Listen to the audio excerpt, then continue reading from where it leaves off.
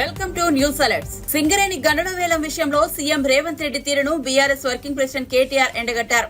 రేవంత్ రెడ్డి 2021లో PCC president గా ఎంపీగా ఉన్నప్పుడు బొగ్గు గనుల వేలాన్ని నిలిపివేయాలని 4 బొగ్గు బ్లాక్లను సింగరేణి క్యాలరీస్ కు బదిలీ చేయాలని కేంద్ర ప్రభుత్వాన్ని డిమాండ్ చేసిన విషయాన్ని గుర్తు చేశారు.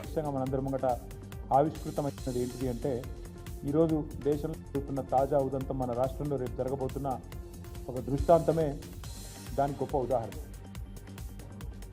కేసీఆర్ గారు 16 పార్లమెంట్ సీట్లు ఇవ్వండి, మనం కేంద్రంలో ఈ సంకీర్ణ శకంలో ఒక నిర్ణయాత్మకమైన పాత్రలో ఉంటామని తెలంగాణ ప్రజలకు అపీల్ చేసినప్పుడు ఇక్కడ ఈరోజున్న ముఖ్యమంత్రి రేవంత్ రెడ్డి గారితో సహా చాలామంది మాట్లాడినారు.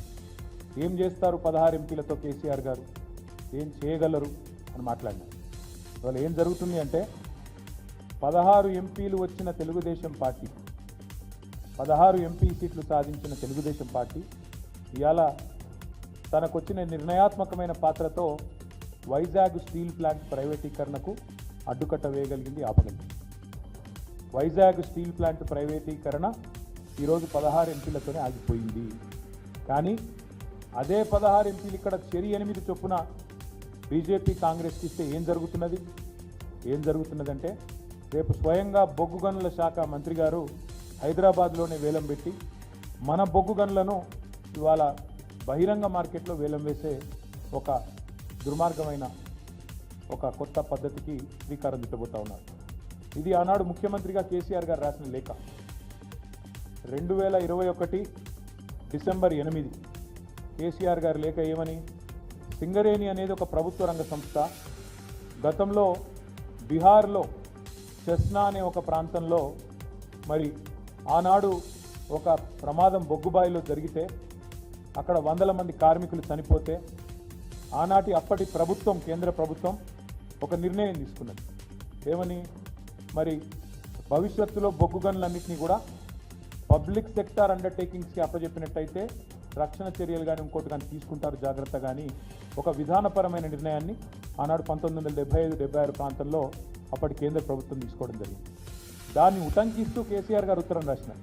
ఏమని రాసినారు, అయ్యా మీరు ప్రభుత్వ రంగ సంస్థ, 51% రాష్ట్ర ప్రభుత్వ వాటా ఉన్నది, 49% కేంద్ర ప్రభుత్వ వాటా ఉన్నది, దయచేసి మీరు కేటాయించండి అని చెప్పారు. చెప్తే వెంటనే ఆనాడు అప్పటి పీసీసీ అధ్యక్షుడు రేవంత్ రెడ్డి గారు కూడా కేసీఆర్ గారు డిసెంబర్ 8 నాడు ఈ డిమాండ్ పెడుతూ ఉత్తరం రాస్తే రేవంత్ రెడ్డి గారు డిసెంబర్ 11 నాడు 2021 డిసెంబర్ 11 నాడు రేవంత్ రెడ్డి గారు చేసిన ట్వీటు, ఆయన రాసిన లేఖ, ప్రధానమంత్రికి పీసీసీ అధ్యక్షుడి హోదాలో రేవంత్ రెడ్డి గారు ఏం డిమాండ్ చేసినారు, ఐ రోట్ టు ప్రైమ్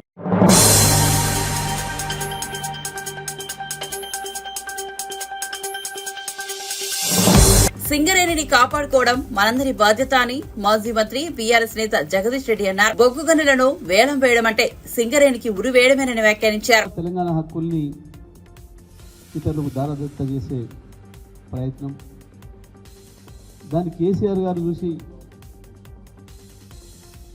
అడ్డుకట్ట వేసే ప్రయత్నం మొదలుపెట్టిన తర్వాతనే ఈ ప్రభుత్వం స్పందించడం వరుసగా జరుగుతున్నాయి.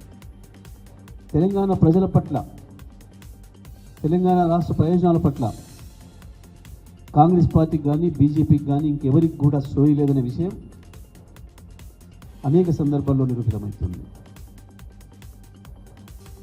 కేఆర్ఎంబీ విషయంలో రాష్ట్ర ప్రభుత్వం సోయి లేకుండా వ్యవహరించింది. చిన్న అధికారులపై ఉన్న హక్కుల్ని కేంద్రానికి కట్టబెట్టి వస్తే ముఖ్యమంత్రికి కానీ సంబంధిత శాఖ మంత్రికి కానీ ఇతర మంత్రులు కానీ సోయి లేదు. కేసీఆర్ గారు విషయాన్ని బయటికి చెప్తే, ప్రశ్నిస్తే ఎదురుదాడి చేసి తప్పించుకునే ప్రయత్నం చేసిండ్రు ఈ దొంగ కాంగ్రెస్ ప్రభుత్వం. కనీసం ఏం జరిగింది అని విచారణ చేసుకొని లోపల మాట్లాడుకోకుండా కేసీఆర్ పైన ఎదురుదాడి చేసి తప్పించుకుందాం అన్న ప్రయత్నం చేసింది. కానీ బీఆర్ఎస్ పార్టీ ప్రజల తరఫున పోరాటం చేసి శాసనసభలో కావచ్చు, బయట కావచ్చు, జరిగిన వాస్తవాలన్నింటినీ చెప్పి చివరి క్షణం వరకు కూడా తెలంగాణ ప్రభుత్వం కేంద్రానికి లొంగలేదు, ఎట్టి పరిస్థితుల్లో కూడా తెలంగాణ ప్రాజెక్టులను కేంద్రానికి అప్పగించే ప్రశ్న లేదు, కేఆర్ఎంబీకి అప్పగించే ప్రశ్నే లేదు అని చెప్పి కరాఖండిగా నిలబడ్డది. చివరి సమావేశంలో కూడా మేము వ్యతిరేకించినాం. ఆ విషయాన్నే కేఆర్ఎంబీ రికార్డ్ చేసింది. ఆంధ్రప్రదేశ్ ఒప్పుకున్నప్పటికీ తెలంగాణ రాష్ట్ర ప్రభుత్వం వ్యతిరేకిస్తుంది కాబట్టి మనం ఇంకా ప్రాజెక్టులు తీసుకోలేకపోయినామనే విషయాన్ని మినిస్టర్లో రాసింది. బయటపెట్టిన తర్వాత ప్రజల్ని కదిలించి నల్లగొండలో 1,00,000 మందిని సమీకరించి రైతుల్ని యుద్ధం ప్రకటించిన తర్వాత దప్పుడు నీళ్లు నవలి తెలంగాణ అసెంబ్లీలో తీర్మానం పెట్టి మేము కేఆర్ఎంకి ఇయ్యం, మాకే ఉండాలి అని చెప్పి తీర్మానం చేయించి చేతుకున్నాం. మరొక వైపు గోదావరిని తీసుకుపోయి కావేరిలో కావేరిలో కలిపి కుట్ర చేస్తుంటే కేంద్ర ప్రభుత్వం నోరు మరపలేదు. చోటేబాయ్ మళ్ళీ దాన్ని కూడా కేసీఆర్ యుద్ధం ప్రకటించాల్సి వచ్చింది. ఇవాళ మళ్ళీ సింగరేణి విషయంలో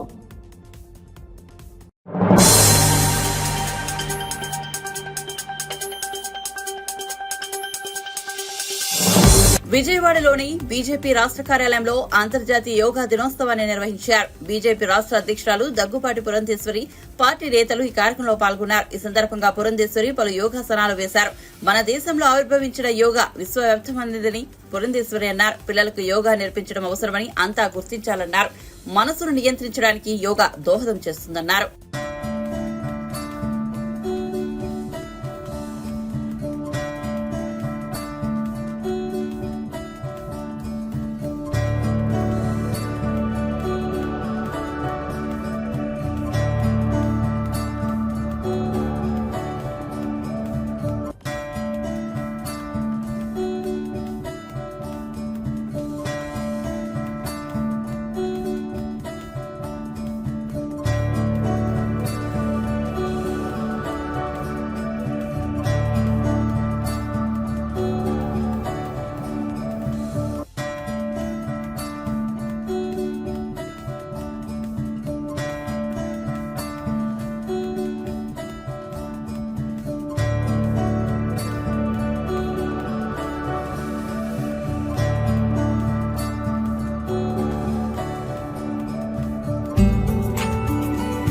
యోగా దినోత్సవం పురస్కరించుకుని అందరికీ కూడా నా అభినందనలు, శుభాకాంక్షలు తెలియజేస్తున్నాను. మనందరికీ తెలుసు 10 సంవత్సరాల క్రితం నరేంద్ర మోడీ గారు ఈ ప్రతిపాదనని అంటే జూన్ 21వ తేదీన మనమందరం కూడా యోగా దినాన్ని నిర్వహించుకోవాలని చెప్పి యుఎన్లో వారి ప్రతిపాదన పెట్టినటువంటి విషయం మనందరికీ తెలుసు. అప్పట్లో చాలామందికి అనుమానం ఉండేది, ఇది నిజంగా యాక్సెప్ట్ చేయబడుతుందా అనేటువంటి అనుమానం ఉన్నప్పటికీ కూడా ఇవాళ ప్రపంచవ్యాప్తంగా దగ్గర 190 దేశాల్లో ఇవాళ యోగా ప్రక్రియని నిర్వహించుకోవడం అనేది మన భారతదేశానికి, భారత జాతికి ఇది చాలా గర్వకారణం అని చెప్పి మనమందరం గమనించవలసినటువంటి విషయం. ఈ దేశాలు ముస్లిం దేశాలు కూడా ఉన్నాయి. వారు సైతం ఇవాళ జూన్ 21వ తేదీన వారందరూ కూడా యోగా దినాన్ని జరుపుకోవడం అనేది ఇది నిజంగా మనందరికీ చాలా ఆనందాన్ని కలిగించేటువంటి విషయం. ఇది యోగా అన్నది కేవలం శారీరక వ్యాయామం మాత్రమే కాకుండా మన మనసుని నిగ్రహించుకునేటువంటి ఒక ప్రక్రియ అని కూడా మనం గమనించాలి. అదేవిధంగా ఉచ్ఛ్వాస నిశ్వాసాలతో సంబంధం ఉన్నటువంటి యోగా ప్రక్రియలో మన ఆరోగ్యాన్ని కూడా మనం సరి చేసుకునేటువంటి అవకాశం ఉంటుంది. కనుక అన్ని విధాలా కూడా మనకి ఉపయోగపడేటువంటి యోగాని కేవలం మన వరకు పరిమితం చేయకుండా మన బిడ్డలకి, ఎందుకంటే చాలా ఒత్తిళ్లతోటి ఇవాళ మన బిడ్డలు పెరుగుతున్నటువంటి సందర్భంలో ఈ యోగా కనుక వారికి అభ్యసింపజేసినట్లయితే ఖచ్చితంగా వారిలో ఉన్నటువంటి ఒత్తిడిని కూడా ఒకంత నివారణ చేసుకునేటువంటి అవకాశం ఉంటుంది. కనుక ఇంతటి గొప్పటి ప్రక్రియ ఏదైతే ఉందో యోగా, మన దేశంలో పుట్టినటువంటి ఈ ప్రక్రియని మనం అందరం గౌరవించుకుంటూ ముందుకు తీసుకుని వెళ్తూ భావితరాల వారికి కూడా అందించాలని చెప్పి అభ్యర్థిస్తున్నాను.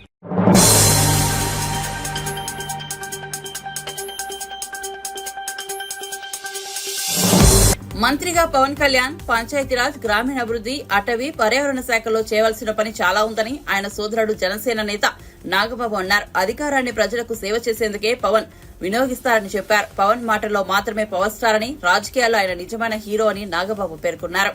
ఆయన తీసుకున్నటువంటి పంచాయతీరాజ్ కానీ అటవీ పర్యావరణం ఇవన్నీ కూడా చాలా డీటెయిల్డ్గా పనిచేయాల్సిన శాఖలు. ఆయన టోటల్గా అక్కడ ఫోకస్ అయ్యాడు. ఆయన అసలు ఈ పదవి దీనికి సంబంధించిన థ్రిల్ కంటే కూడా ఎంత వర్క్ చేయాలి దాని మీద ఫోకస్ ఉన్నాడు. మేమందరం కూడా ఆయన వైపే ఉన్నాం, ఆయన ఆలోచనకి అనుగుణంగా ఉన్నాం. ఆయన చేయాల్సిన బాధ్యతలు చాలా ఉన్నాయి, దాని మీద ఆయన ఫుల్ ఫోకస్ పెట్టాడు. అవి బాగా చేయాలి అది కోరుకున్నాం తప్ప ఈ పదవి తాలూకు పవర్ని ఎంజాయ్ చేసేటువంటి ఆలోచన ఏది లేదు. నిజంగా అది ఆ థాట్ కూడా లేదు. సో పర్టికులర్గా రాష్ట్రానికి ముఖ్యంగా పంచాయతీరాజ్ శాఖ మంత్రిగా కావచ్చు, ఉప ముఖ్యమంత్రిగా కావచ్చు, మీ నుంచి మీ తమ్ముడికి అంటే ముఖ్యంగా నాయకుడి కంటే కూడా ఇంట్లో మీరు ముఖ్యంగా తమ్ముడుగా ఉన్న నేపథ్యంలో ఎలాంటి సలహాలు మీరు ఇచ్చారు? సార్ ఏదైనా సరే ప్రజలకి ఉపయోగపడేది, ప్రజల సంక్షేమం కోసం ఉపయోగపడేది ఏది చేసినా సరే మా యాజ్ ఒక బ్రదర్గా అయితే అతనికి అన్నగా అయితే మేము అదే కోరుకుంటున్నాను దగ్గర నుంచి. ఎందుకంటే కొత్తగా ఈ పదవి వల్ల మాకు వ్యక్తిగతంగా వచ్చే అడ్వాంటేజ్కి ఏం లేదు, కానీ ఈ పదవి ద్వారా ఒక పవర్ వచ్చింది కాబట్టి ఈ పవర్ని ప్రజా సంక్షేమం కోసం, ప్రజల యొక్క వెల్ బీయింగ్ కోసం ఉపయోగించాలని మేము కోరుకుంటున్నాం. పవర్ స్టార్కి పవర్ వచ్చింది. ఇప్పుడు ఆయన సినిమా వరకే పవర్ స్టార్ అండి, but when it comes to politics is a real hero. So cinema సంబంధం లేదు, is entirely different, is a great leader.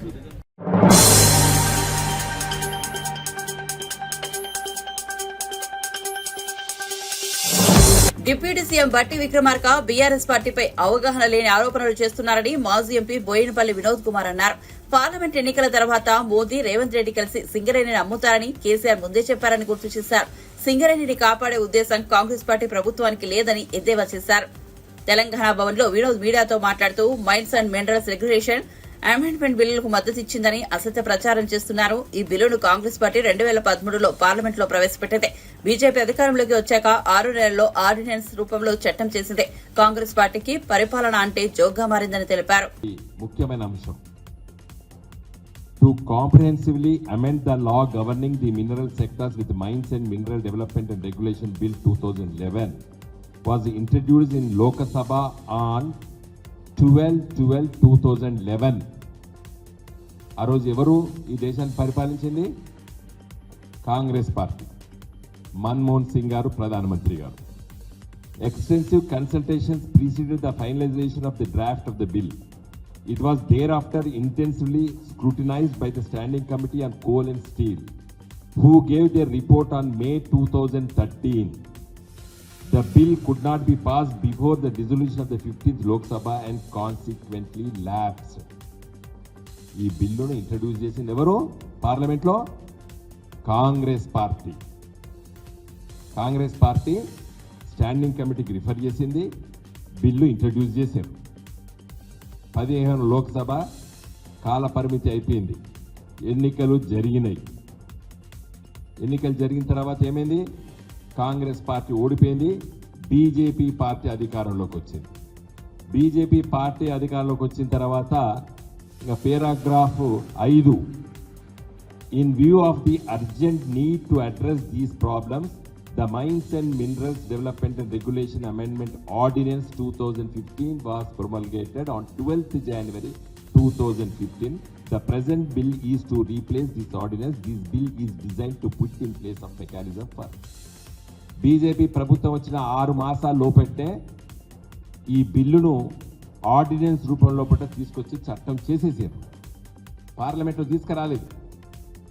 Ordinance రూపంలో బీజేపీ ప్రభుత్వము చట్టం చేసింది. తర్వాత బిల్ ఇంట్రడ్యూస్ చేసారు, వాయిస్ ఓట్తోనే ఇది పాస్ అయిపోయింది. ఈ పాపం ఎవరిది?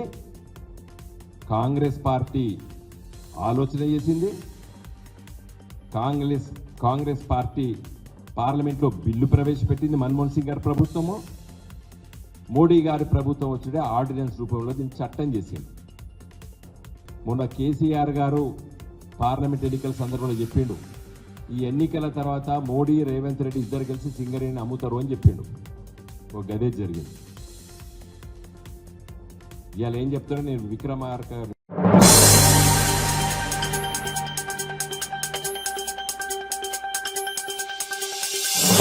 కాపు ఉద్యమ నేత ముద్రగడ పద్మనాభరెడ్డి మీడియా సమావేశంలో ఆసక్తికర వ్యాఖ్యలు చేశారు. ఎన్టీఆర్ ముఖ్యమంత్రి కాగానే సినిమాలు వదిలేశారని, పవన్ కళ్యాణ్ కూడా ఎన్టీఆర్ బాటలోనే సినిమా రంగాన్ని పూర్తిగా వదిలేయాలని సూచించారు. ఓటమి చెందానండి. ఓటమి చెందితే పేరు మార్చుకుంటా అన్నాను. పేరు మార్పుకి దరఖాస్తు చేశాను. ప్రభుత్వం యాక్సెప్ట్ చేసిందండి. గెజెట్లో ప్రింట్ చేసిందండి. ఆ ప్రింట్ చేసిన కాపీ మీ అందరికీ సర్వ్ ఇస్తున్నాను. గవర్నమెంట్ గెజెట్లో ప్రింట్ చేసిన కాపీ మీకు అందజేశానండి. ఈ సందర్భంగా పేరు మార్పు కోసం ఎంతో ఒత్తిడి చేసిన కాపు బలిజ యువతకి, వాళ్ళందరూ నాకన్నా చిన్నవాళ్ళైనా వాళ్ళందరికీ ధన్యవాదాలు చెప్పుకుంటున్నానండి. నాకు స్వేచ్ఛ కలగజేసినందుకు చాలా ఆనందంగా ఉంది. గతంలో జగన్ గారి పాలనలో నేను ఉద్యమం చేయటం లేదు అని పవన్ కళ్యాణ్ గారు తరచూ మాట్లాడుతూ ఉండేవారండి. నా ఇమేజ్ పెంచుకోవడం కోసం ఉద్యమం చేపట్టాడు తప్ప నేనే లాభం పొందాను అనే మాటలు ఎక్కువగా వచ్చేవండి.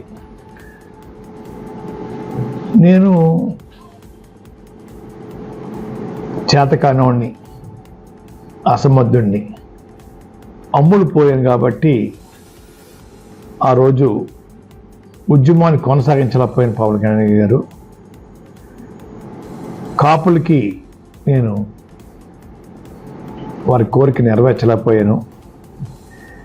మీ చేతిలో రాష్ట్ర ప్రభుత్వం, కేంద్ర ప్రభుత్వం కూడా మీ చేతిలో ఉన్నాయి. కాపుల యొక్క చిరకాల కోరిక తీర్చే అవకాశం మీకు ఉందని నేను అనుకుంటా ఉన్నాను. ఆ దిశగా మీరు తలుచుకుంటే కొన్ని రోజుల్లోనే రాష్ట్రంలోనూ కేంద్రంలోనూ ఆ రిజర్వేషన్ ఇప్పించగల సత్తా మీకు ఉందని నేను భావిస్తూ ఉన్నాను. అలాగే మీ చేతిలో రాష్ట్ర ప్రభుత్వం, కేంద్ర ప్రభుత్వం మీ చెప్పు చేతల్లో మీ అండతో ఉన్నాయి కాబట్టి ప్రత్యేక హోదా కోసం ఒక అడుగు ముందుకు వేయమని నేను కోరుతా ఉన్నానండి. అది కూడా సాధించాలండి. ఆ రోజు ఎక్కువ మెజార్టీ ఉండటం వల్ల బీజేపీ ప్రభుత్వం జగన్ గారి కోరికను మన్నించలేదు.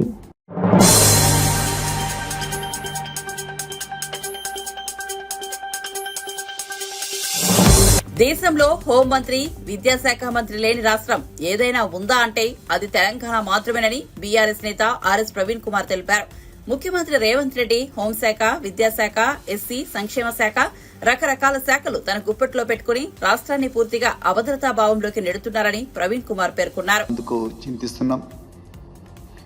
నిజానికి దేశంలో హోంమంత్రి లేని రాష్ట్రం ఏదైనా ఉందంటే, విద్యాశాఖ మంత్రి లేని రాష్ట్రం ఏదైనా ఉందంటే అది తెలంగాణనే అని ఇలా క్లియర్గా అర్థమవుతున్నది. ముఖ్యమంత్రి చేతిలోనే హోంశాఖ, ముఖ్యమంత్రి చేతుల్లోనే విద్యాశాఖ, ముఖ్యమంత్రి చేతుల్లోనే ఎస్సీ సంక్షేమ శాఖ, రకరకాల శాఖలు ముఖ్యమంత్రి తన గుప్పిట్లో పెట్టుకొని రాష్ట్రం పూర్తిగా అభద్రతాభావంతో బతికే విధంగా ఈరోజు తయారు చేయడం చూస్తున్నాం. మన కళ్ళతోనే చూస్తున్నాం. ఇవాళ తెలంగాణ రాష్ట్రం వల్లకాడుగా మారే ప్రమాదం ఇవాళ మన కళ్ళ ముందర స్పష్టంగా కనిపిస్తున్నది. దానికి మరి ఇంతకుముందు మా గౌరవ ఎక్స్ఎమ్మెల్యే కొల్లాపూర్ గారు, హర్షవర్ధన్ రెడ్డి గారు మాట్లాడినట్టుగా మీకు క్లియర్గా అర్థమైంటుంది. ఇప్పటికే మిత్రులారా, కొన్ని సంఘటనలు అయితే మీ దృష్టికి తప్పకుండా తీసుకురావాలి.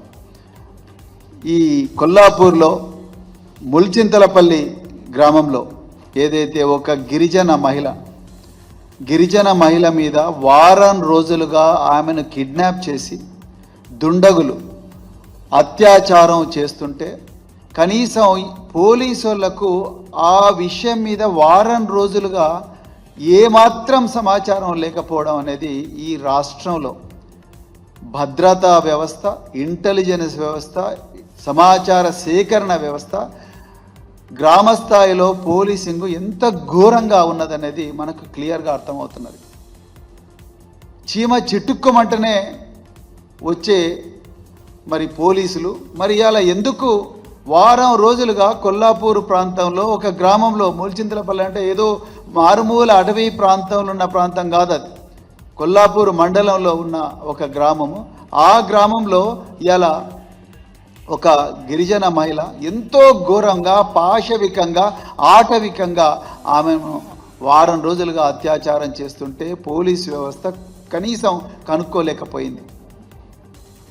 అదేవిధంగా నిన్న పోలీస్ స్టేషన్లోనే ఒక మహిళ గత సంవత్సరం ఆమె మీద కేసు బుక్ చేస్తే నిన్న ఆమెను విచారణకు పిలిపిస్తే ఆమె పోలీస్ స్టేషన్లోనే ఆత్మహత్య చేసుకొని చనిపోతే ఆమె ఏ పరిస్థితుల్లో ఆత్మహత్య చేసుకొని చనిపోయిందని చూడడం కోసం కనీసం ఆధారాలు లేకుండా పోలీసులు మరి పోలీస్ స్టేషన్లో సీసీటీవీ కెమెరాలు కూడా పనిచేయని పరిస్థితి ఇలా కొల్లాపూర్కే చెల్లింది మిత్రులారా. ఇది ఇంత ఘోరంగా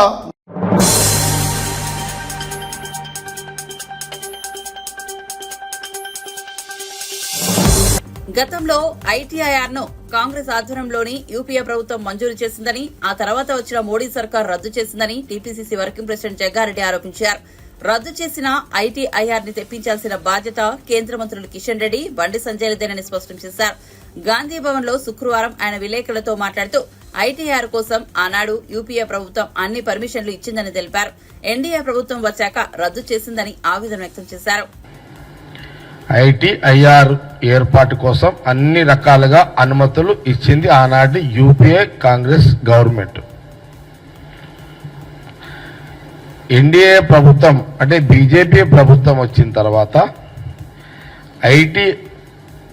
ఐటీఐఆర్ని రద్దు చేయడం జరిగింది. ఈ ఐటీఐఆర్ ప్రధానమంత్రి మోడీగా అయిన తర్వాత రద్దు చేసిన తర్వాత ఆనాటి నుంచి ఆ ప్రభుత్వంలో కేంద్ర మంత్రులు మన తెలంగాణ ప్రాంతం నుంచి కూడా ప్రాతినిధ్యం వహిస్తున్నారు బీజేపీ సెంట్రల్ మినిస్టర్స్గా. కానీ ఏ రోజు కూడా ఆ రోజు ఈ తెలంగాణ యువతకు ఉద్యోగ అవకాశాలు కల్పించే యొక్క ఈ ఐటీఐఆర్ యొక్క సంబంధించిన ఎంప్లాయ్మెంట్ యొక్క సంబంధించిందని ఎక్కడ కూడా ఆ రోజులలో ఎప్పుడు కూడా సెంట్రల్ మినిస్టర్స్ బీజేపీకి సంబంధించిన వాళ్ళు తెలంగాణ ప్రాంతం కానివ్వండి లేదా అప్పుడున్న బీజేపీ ప్రెసిడెంట్లు ఎవరు కిషన్ రెడ్డి గారు అండ్ బండి సంజయ్ గారు ఎక్కడ కూడా తెలంగాణ యువకులకు పెద్ద ఎత్తున ఉద్యోగాల అవకాశాలు కల్పించే ఐటీఐని తీసుకురావాలి, ఆ రద్దు చేసినటువంటి మోడీ ప్రభుత్వాన్ని మళ్ళీ అసలు రద్దు చేయకుండా ఆపే ప్రయత్నం ఆ రోజు వాళ్ళు చేయలేదు. బాధాకరం విశేషం ఏంటంటే అసలు ఈ ఐటీఐఆర్ యూపీఏ గవర్నమెంట్ వసతులు పర్మిషన్లు ఇచ్చిన తర్వాత అన్ని పర్మిషన్లు ఇచ్చిన తర్వాత ఎన్డీఏ బీజేపీ ప్రభుత్వం రద్దు చేస్తే అసలు చర్చ లేకపోవడం అది విచిత్రమైన సంఘటన మన తెలంగాణ ప్రాంతంలో ఈ రకంగా కనబడుతున్నది. అంటే ఏదన్నా రెచ్చగొట్టే ప్రసంగాలకు ఆకర్షితులవుతున్నారే తప్పితే బీజేపీ సెంట్రల్ మినిస్టర్లు కానీ బీజేపీ పార్టీ ప్రెసిడెంట్ తెలంగాణ ప్రాంతానికి సంబంధించిన నాయకులు రెచ్చగొట్టే ప్రసంగాలు చేస్తే యువత దానికి ఆకర్షితులవుతున్నారే తప్పితే స్వశక్తితో మనము ఎదగాలి అనే ఒక ఆలోచనని మెజార్టీ వాళ్ళు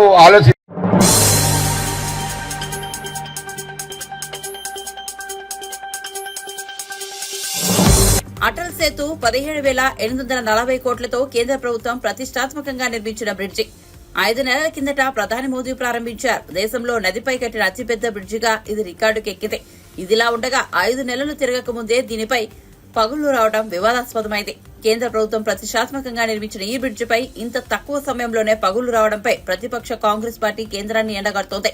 బ్రిడ్జిపై 2 నుంచి 3 అడుగుల మేర పగుళ్లు ఉన్న వీడియోని నెట్టింట వైరల్ గా మారింది.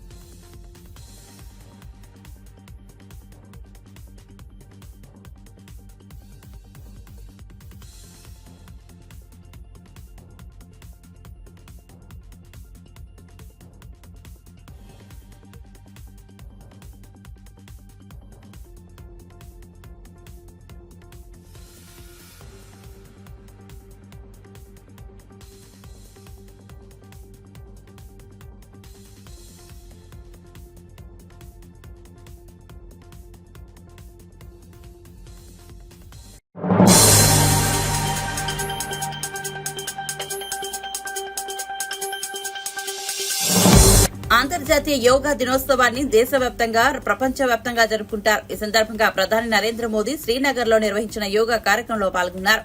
దాల్ సరస్సు ఒడ్డున మోదీ 7,000 మందితో యోగా చేయవలసి ఉండగా వర్షం కారణంగా కార్యక్రమానికి అంతరాయం కలిగింది. కార్యక్రమాన్ని ఇండోర్ స్టేడియంకు మార్చారు. ఈ సందర్భంగా మాట్లాడిన ప్రధాని మోదీ 10వ అంతర్జాతీయ యోగా దినోత్సవాన్ని పురస్కరించుకుని ప్రతి ఒక్కరూ యోగాను తమ దైనందిన జీవితంలో భాగం చేసుకోవాలని కోరారు.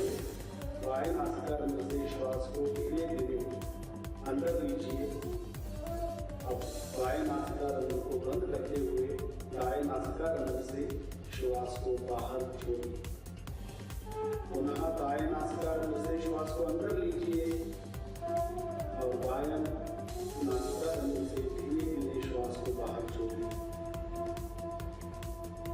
एक और बार इसका अभ्यास करेंगे, पूरा ध्यान श्वास प्रश्वास पर रहे।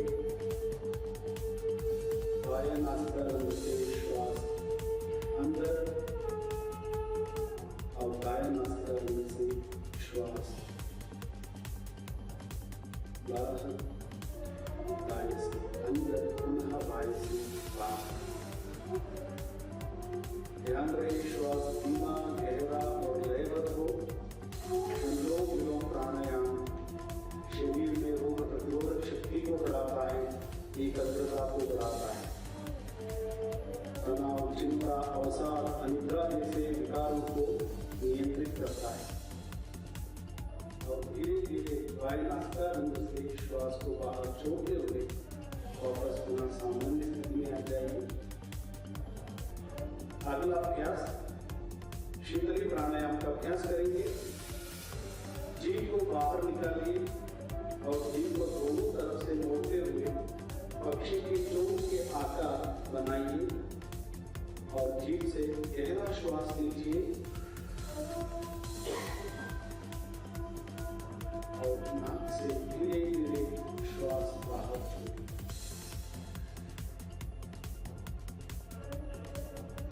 पुनः इसका अभ्यास करेंगे। धीरे धीरे जीभ से श्वास अंदर